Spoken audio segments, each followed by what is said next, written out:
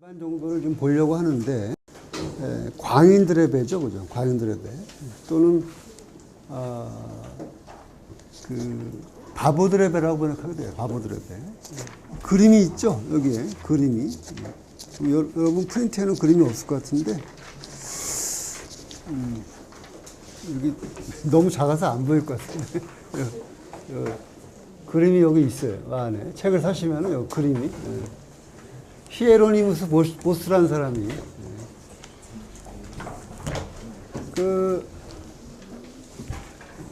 이 그림을 보면 좋긴 하겠는데 여러분 요새는 뭐 저 인터넷 치면 다 나오니까 그림 전부 다 이름만 치면 다 나오니까.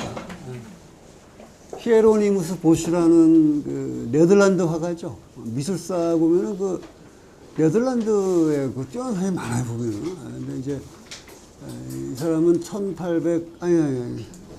1450년에 태어나가지고 1516년에 주로 이제 그러니까 이제 15세기 말 16세기 초죠. 그때 활동한 사람인데 그림이 아주 특이하고 어떻게 얘기해야 되지? 흔히 하는 말로 하면 이제 뭐 기괴하다? 뭐 이런 말 쓸 수 있겠네요. 기괴한 그림들을 많이 그린 사람이어서 이 텍스트에 단골로 나오죠. 이 광기학사에 단골로 나오고 그 다음에 모스 뒤에 나온 사람, 이 사람도 네덜란드 사람인데 브리겔 이런 사람, 브리겔, 피터 브리겔인데 피터 브리겔은 이제 영어식 발음이고 원래 발음을 하면 브리헐? 브리헐? 브리헐. 저 애셔도 영어식 발음이고 그 나라 사람들 말로 하면 에스헤르라고, 에스헤르. 내라는 잘 모르는데. 그래서 브리헐. 그 사람도 굉장히 유명한 사람이에요. 브리헐도. 그래서 그 두 사람의 그림에 대한 얘기가 자주 나오는데 여기 브리헐 그림도 여기 뒤에 200페이지에 보면 그림이 나와 있어요. 200페이지 보면 마녀 뭐더라? 마공가? 미친 마녀 매공가? 그게 나와 있는데, 바보들의 배라는 거는 그 유럽에서, 특히 15세기 말 정도에, 문학이나 미술 등등으로 많이 피었는데 아주 흥미로운 그런 그 현상이죠, 현상. 그걸 얘기하고 있어요. 그래서 그 광기 역사는 크게 3부로 나는 3부로 나눠져 있는데 첫 번째 얘기가 뭐냐면 르네상스 시대에서 고전 시대. 이때 고전 시대는 17, 18세기예요. 17, 18세기. 고전 시대로 넘어가면서 수용소가 탄생하는 얘기고 3부는 뭐냐면 수용소가 무너지면서 정신병원이 탄생하는 거예요. 그러니까 광인이라는 존재가 어떤 독특한 일종의 그 독특한 존재, 독특한 어떤 피겨인데 이 광인이 거대한 그 비이성의 수용소에 들어가게 되는 게 1부고 1부. 2부는 3부는 다시 광인이 특화돼서 이렇게 개별화, 특화돼서 이렇게 나오면서 정신병원으로 들어가는. 이게 이 책 전체 구조입니다. 이게 바로 이렇게 일부가 특화되어 있던 광인이 비이성으로 거대한 장으로 들어가고 3부는 다시 특화되어서 이렇게 나오는 거예요. 2부는 뭐냐면 2부는 좀 철학적인 부분이에요. 2부는 1부하고 3부는 약간 역사적인 부분이고 2부는 철학적인데 뭐냐면 어떤 사람이 미친 사람이냐는 거지. 그러니까 어떤 사람이 우리가 예를 들어서 이거는 물이야 그러면은 이건 기름이야 그러면은 왜 이건 물이라고 왜 기름이라고 하냐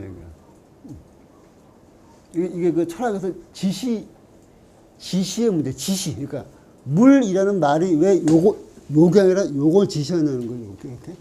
이렇게 얘기도 하고, 이제, 세멘틱이라는 말 들어보세요. 세멘틱, 영어에. SEMANTIC. 세멘틱. 의미론. 의미론 이제 주제인데 이게 바로 어떤 사람을 미쳤다고 할 수 있냐라는 거, 카렉터리스틱에 대한 거죠. 특성에 대해서. 그게 이제 2부죠. 자, 1부 얘기 들어가서 첫 번째 부분에, 1부에 표시해놨죠. 이렇게. 첫 번째 부분, 그러니까 41쪽이죠. 41쪽. 첫 번째 부분. 이 부분에 제목을 붙이면은 장소의 이미지라고 붙일 수 있어요. 장소의 이미지라고 붙일 수가 있어요. 장소의 이미지. 장소라는 것의 이미지.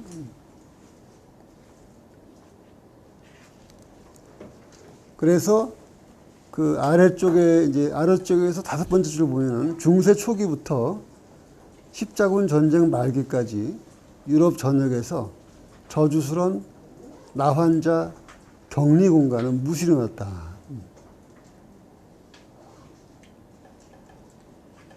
지금은 이제 나병이 많이 이제 퇴치가 돼가지고 우리가 나환자를 많이 볼 수는 없죠. 지금도 있죠. 서울도 있고 그러니까 있는데 옛날에는 그 나환자라는 존재가 굉장히 많았어요.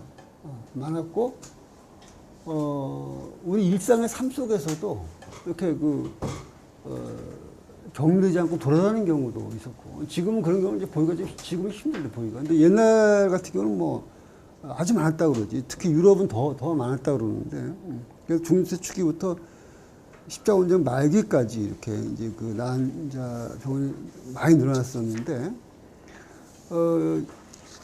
어느 순간서부터, 그러니까, 중세 말기 정도 되면서부터 점점점 그 나환자 그 수용소가 점점 없어졌다는 거예요. 이렇게. 점점 이렇게 폐기되었다는 거지.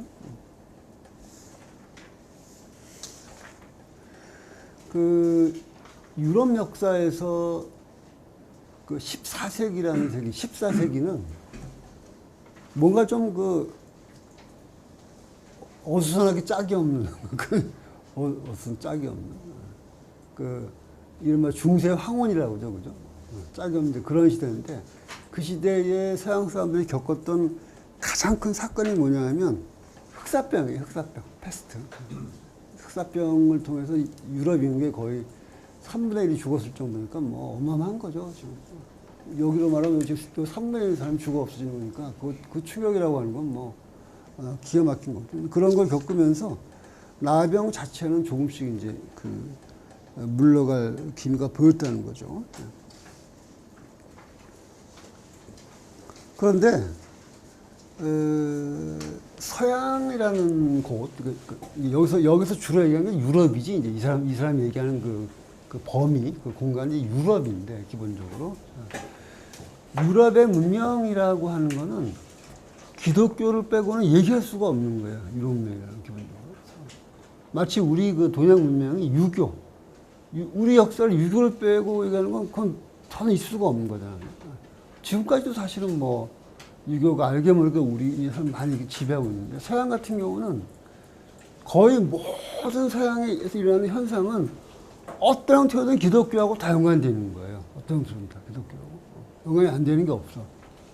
그러니까 병이라고 하는 개념이 우리하고는 달라요. 병이라고 하는 게. 우리는 병, 그러면 이건 의학의 대상이잖아, 의학. 근데 옛날 사람들한테 병이라고 하는 건, 그거는 의학의 대상이긴 한 게 아니라 종교의 대상이에요, 기본적으로. 푸코가 이제 이 책에서 중요하게 다루고 있는 주제 중에 하나가 뭐냐면, 이 현상이나 대상이 어디에 속하냐는 거지, 이게. 이게 어디에 속하냐는 거죠. 어떤 사회현상이 벌어지면은, 이게 어떤 종교의 대상인지, 의학의 대상인지, 법의 대상인지, 뭐 다른 어떤 거에 대상인지, 이렇게. 이게 어떤 분야, 또는 경우에 따라서는 그 약간 어려운 말로 심급 이러면 심급, 법률 용어인데 심급. 이게 어떤 심급에 속하느냐, 이게. 여러분 저 법정에 가면 그거 따지거든요. 이 소관이 어디 심급 소관이야 이렇게 따지거든요. 어느 심급이냐, 어느 분야냐라는 게 굉장히 중요한 문제인데, 과거 사람들한테 병이라고 하는 거는 우리가 생각하는 것처럼 의학적인 문제이기도 물론 하지만 기본적으로 종교적인 문제인 거죠. 모든 것이 전부 다 이 종교적인 면에서 해석이 돼요. 그러니까 옛날 사람들한테는 누군가가 병이 걸리거나 커다란 재해가 생기거나 하면은 기본적으로 이건 뭐냐면 뭔가 신이 벌을 내는 거야, 기본적으로. 나병 같은 것도 이제 그런 이미지가 거기 들어있는 거죠. 나병 같은 것도. 사실은 그게 의학적으로 우리가 봐야 되는 건데, 옛날 사람들도 그게 아닌 거지, 기본적으로. 또 종교적인 그런 방식으로 이제, 보였다고 할 수 있고, 이제 그런 식의 어떤 나병이라고 하는 그런 어떤 신의 징벌이 들어가 있는 그런 장소, 이제 그런 장소가 바로 나환자 수용소였다. 그런데 나환자 수용소가 점점 맞으면 사라지게 되는데, 그런데 그 46쪽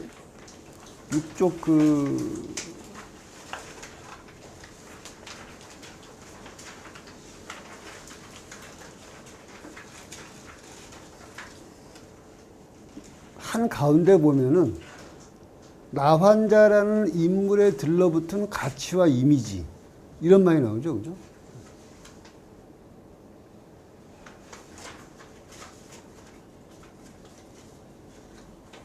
그러니까 나환자라고 하는 어떤 그런 존재에 사람들이 붙여놓은 어떤 그런 가치와 이미지가 존재한다는 거지, 이렇게. 그리고 나환자는 사라져도 그 가치와 이미지는 남는다는 거예요, 기본적으로. 남고, 경우에 따라서는 어떤 다른 사람들이 그 가치와 이미지의 자리에 다시 들어서게 되는 거지.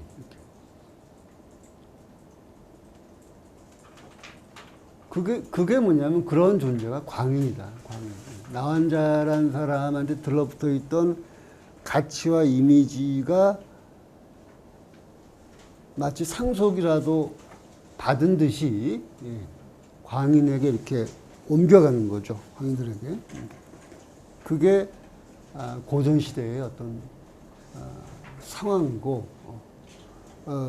르네상스 시대를 거치면서 그런 일이 벌어진 거죠. 그래서 이 푸코라는 사람을 지배하는 아주 중요한 주제가 뭐냐면 배제라는 게 배제. 익스클루드 한다고 영어로 하면 익스클루전. 배제. 배제하는 거.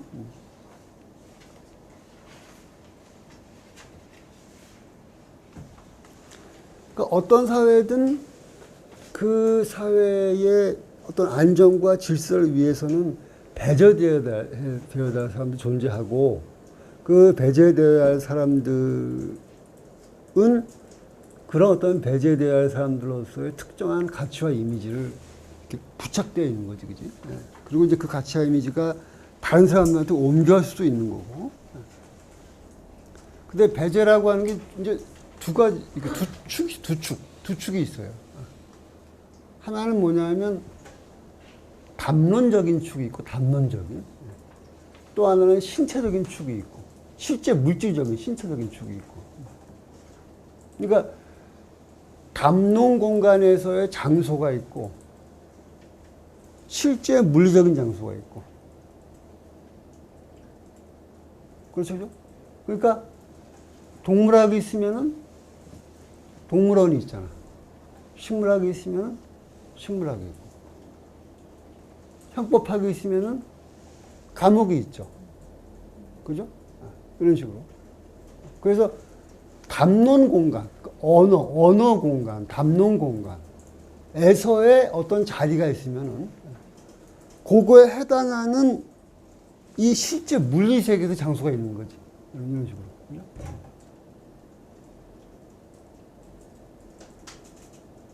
그러니까 당연한 거잖아. 인간의 이 사회 체계에서 스포츠 선수에 속한 사람은 물리적으로도 어디로 갑니까?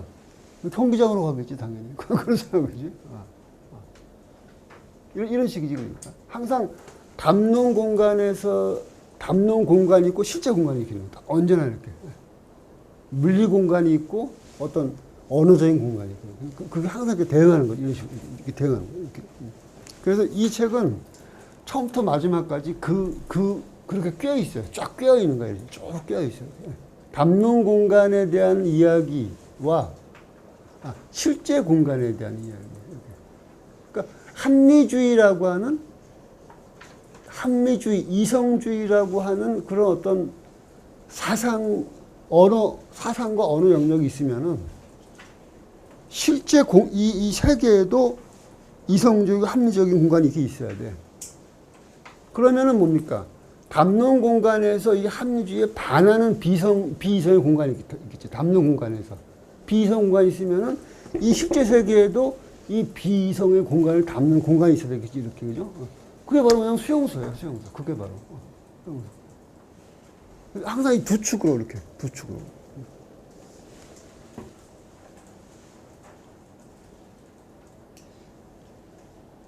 근데 그 장소라고 하는 거는 평등하고 이렇게 일관된 장소가 아니라 항상 어떤 권력의 작용에 의해서 달라요. 권력의 작용에 가지고 합리주의가 득세하면 뭡니까? 그럼 비합리적인 것들은 부차적인 걸로 배제될 수밖에 없는 거 이런 거죠. 반대로 비합리주의가 등장하게 되면은 이 배제되었던 것들은 다시 복권되고 이런 거죠. 그죠? 이런 식의 또 이제 과정으로 이 사람의 이야기를 쭉 전개해 나가요. 여러분들 그런 과정에서 보시면은 혹시 들레즈가 딸이가 쓴 그 청계의 고원 그거 보신 분도 있을 것 같은데 거기 보면 그 배치란 말이지 배치란 말이 나오고 기계적인 배치와 언표적인 배치라는 게 나오죠. 같은 얘기예요. 그때 기계라는 말은 이제 우리가 말하는 이런 기계가 아니라 신체, 유기체를 말하는 거지. 그러니까 신체적 배치가 있는 거고 거기에 해당하는 언표적인 배치가 있는 이런 식으로. 사상서적으로 말하면 마르크스주의하고 이렇게 대비되는 거예요. 마르크스주의는 이런 어떤 생산 양식이나 생산 관계 같은 실질적인 것들이 더 일차적인 것이고, 담론적인 것들은 이거의 파생물에 불과한 거죠. 일종. 이데올로기에 불과한 거죠. 근데 이 사람들은 그게 아니라 두 개의 축을 놓고 보는 거지. 그래서 마르크스주의자하고 푸코는 여러 차례 걸쳐서 충돌하죠. 이렇게. 둘이서 그 문제를 두고서. 그 다음에, 표시해 놓은 데는, 나병이라고 하는 그 병에서 광기로 넘어가는 그 중간에 성병의 시대가 있다. 중간에 성병의 시대가 있다. 나병의 어떤 유행이 성병의 유행으로 넘어갔다가 다시 뭐냐면 광기로 넘어가는 거죠. 이런 식으로. 이제 그 얘기를 하고 있어요. 이 사람이. 그래서 그 부분은 크게 그런 건 없는데,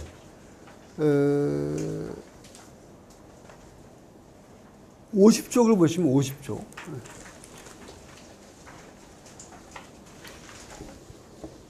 여기 보시면, 그 중간 문단에 17세기에 이루어진 바와 같은 수용의 영향 아래, 그러니까 아까 배제라는 말을 했는데 누군가가 배제가 되면은 그 배제된 사람들을 어떤 공간에 이렇게 모아 넣어야 될 거 아니야. 그렇잖아요. 그죠? 그게 수용이에요, 수용. 그게 수용이라는 개념이지. 수용의 영향 아래 성병이 의학적 맥락에서 어느 정도 떨어져 나가고 광기와 더불어 도덕적 배제의 공간에 통합된 것이다. 거기에 도덕적 배제의 공간이란 말이 나오죠. 도덕적 배제. 그러니까 나병이나 성병이나 정신병 모두 다 뭐냐면 사실은 병이란 우리는 지금 그거를 병이라는 이름을 부르고 있지만 사실은 이 시대로 보면은 병이기 때문에 배제했다는 면보다는 도덕적 배제인 거예요. 도덕적인 배제. 도덕이라는 맥락에서 이제 배제가 되었다. 이렇게 보고 있는 거죠. 그리고